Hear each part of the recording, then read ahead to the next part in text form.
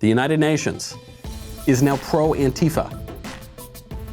How much more evidence do we need before we finally defund the United Nations? This should be it.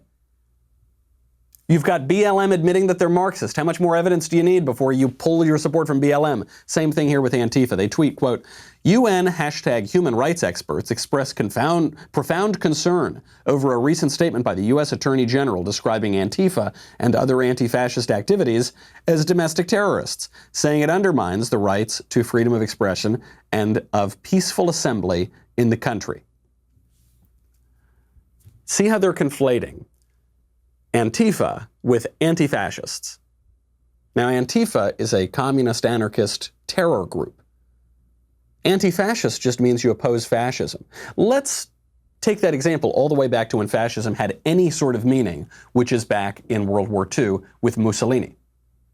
And sort of with Hitler, though National Socialism is sort of a different thing. But lump them both together, fine.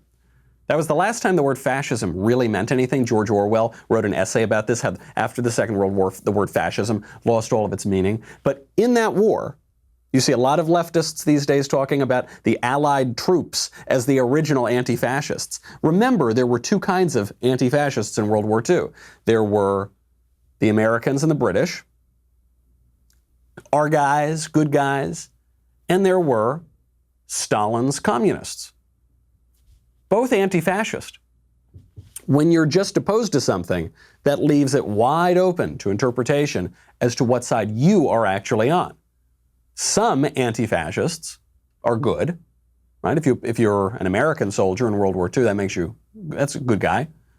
But if you're Stalin, just because you opposed Hitler at a certain point doesn't make you a good guy. Doesn't mean that I want to ally with Stalin, okay?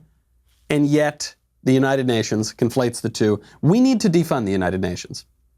We pay 22% of the UN budget to invite the worst people on earth to sit on a human rights council. Some of the worst, most despotic regimes in history sit on a human rights council. Then they fly to New York, to the seat of the United Nations, and criticize the United States. And we, like masochists, pay the bill. We say, thank you. Thank you, Venezuela. May I have another? Thank you, North Korea. Thank you, Cuba. May I have another? Thank you, Iran. May I have another? Why are we doing that? The UN is situated on beautiful waterfront property. We could knock down that building. We could bring in some nice bulldozers. We could create beautiful Trump condominiums. And we would save a lot of money every single year. Now's the time to do that. We are in a battle that has become ideological. It's not just in the US, it's international, but it's the same issues. What are we fighting for? Why are we paying people and tolerating people destroying our nation, our history, our culture?